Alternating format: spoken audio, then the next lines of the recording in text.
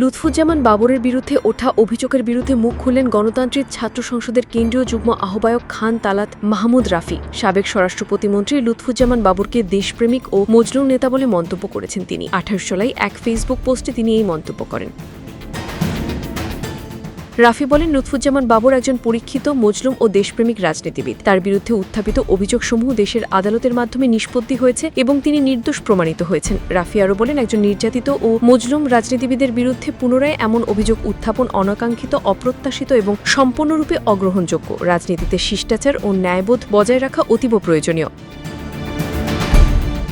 27 জুলাই নেত্রকোনায় জাতীয় নাগরিক পার্টির সমাবেশে দলটির মুখ্য সমন্বয়ক নাসির উদ্দিন পাটোয়ারি সাবেক স্বরাষ্ট্র প্রতিমন্ত্রী লুৎফুজ্জামান বাবরকে নিয়ে মন্তব্য করেন। তার বক্তব্য ঘিরে নেত্রকোনায় প্রতিবাদ জানিয়ে মিছিল করেন বিএনপি নেতাকর্মীরা। ঘটনাটি ঘিরে সামাজিক যোগাযোগ মাধ্যমে শুরু হয়েছে আলোচনা সমালোচনা।